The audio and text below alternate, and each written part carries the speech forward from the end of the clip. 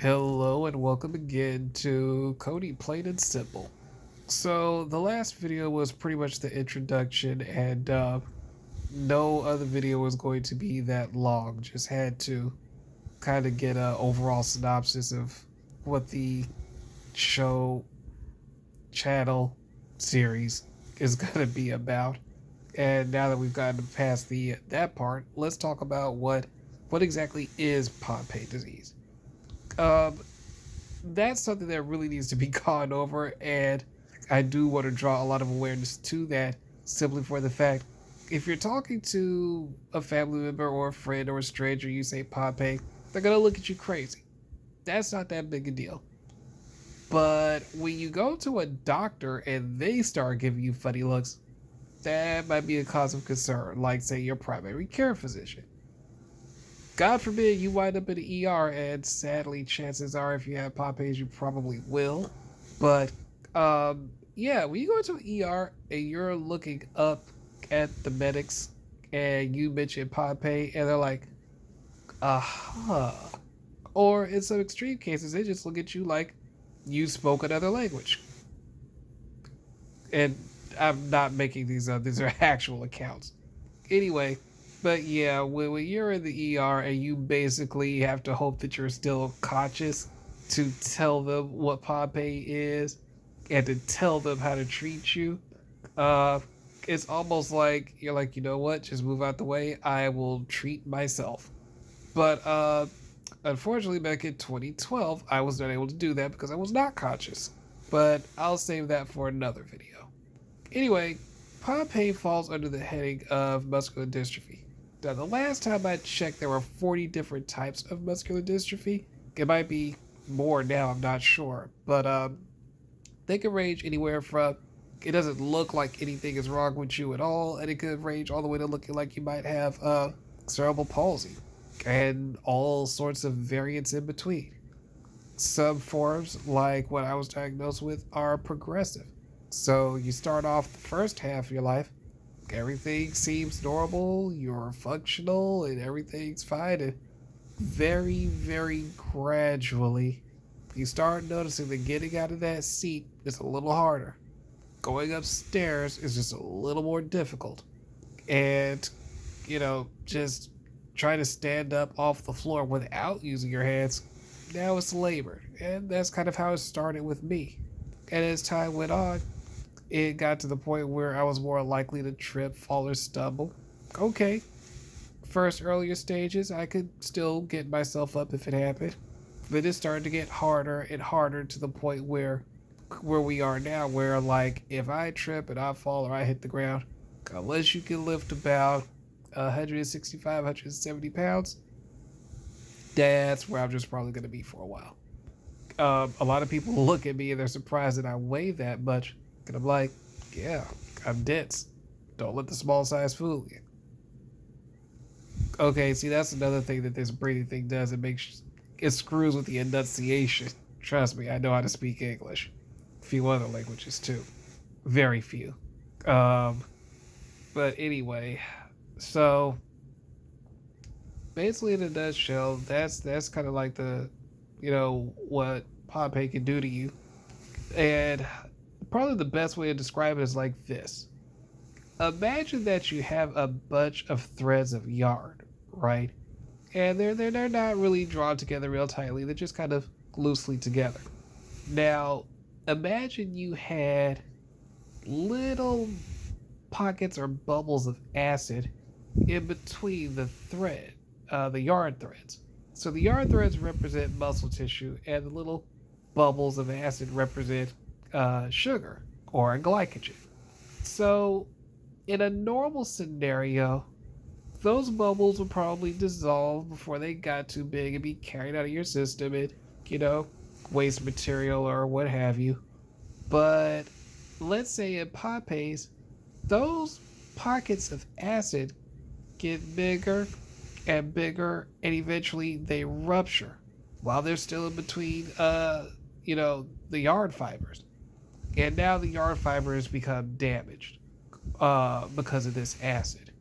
And in a nutshell, that's what happens with Pompe. pockets of this glycogen get stored in between our muscle fibers. And let's say the average person, when you go to lift weights or work out, uh, you're basically tearing muscle tissue, and when it heals, more mass comes back than was there before. That's how weightlifters gain bulk, for the most part. But with Pompe's, it's more or less like if you tear muscle tissues, chances are they're probably going to stay torn. And it's very counterproductive. So most of us for exercise, we might have to use some exertion, but let's just say not enough to actually break a sweat. Uh, Cardio is a big thing because there's a lot of respiratory issues that go with this and a lot of cardiovascular issues that go with this. From my understanding, the last I know, it affects the muscles closest to the center of your chest. Well, guess what's smack dab in the center of your chest? Your heart. Yeah, your heart is nothing but a muscle. And then you also have your chest muscles that surround your lungs and your diaphragm. I mentioned a episode where I went to the hospital in 2012. Uh, for a lack of a better term, they call it respiratory arrest. My body was taking in oxygen, but it wasn't pushing out carbon dioxide. So basically, imagine, I almost used a very bad analogy from Beverly Hills Cop, but yeah, let's just say that you can't expel carbon dioxide, and it builds up in your system, and it causes you to be groggy, lethargic, very very weak, and eventually I passed out. And when I woke up, I was in a hospital in ICU, and I would not come home again for about 3 months. But for all the stuff that happened in between there, I'm thankful nonetheless that I did get to come home. For a while, they thought I was going to permanently be on oxygen and just have to carry portable oxygen around with me. I already told you in the first one that I am a spirit-minded individual, so get used to it. God had other plans. Um, Something else that I didn't know when I started going back to the clinic where I get my infusions every other week for the Pompe disease, they noticed that, or a couple of the workers noticed that I had a trach scar on my neck. I don't know if you can see it, but oh wait, actually, there we go. Yeah, yeah, somewhere there it is. But the thing that I didn't know at the time when someone pointed that out, they said most Pompe patients that go on trachs don't ever come off of them for life. There was like, you're the first instance that we know of that has happened. Oh, and by the way, in case you haven't noticed, I don't have an oxygen tank. I don't carry oxygen around with me. Don't need it. Now, this right here is forced air. What it does is it forces so much air down into my diaphragm that my body then can like almost automatically squeeze it or push it back out once it's been forced in.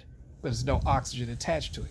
Oxygen goes in, gets converted to carbon dioxide, and then I can wind up where I was before if we're not careful. So that basically, in a nutshell, are the mechanics and how it works in a simplified version. Some of the symptoms and things that happen with it is, like I said, there's tripping, stumbling, difficulty getting up, but there's also been different classifications of Pompe. There was infantile onset, and then later on there was like, okay, there's late onset, which is like adulthood, early, late adulthood. But the thing about infantile onset is, once upon a time, tragically, those babies weren't making it past 2, 3 years old. But when I was diagnosed, I didn't fit either one of those descriptions, and then another classification was added called juvenile. All these years that I have been dealing with this, one thing that I did not know is that my particular scenario was considered aggressive.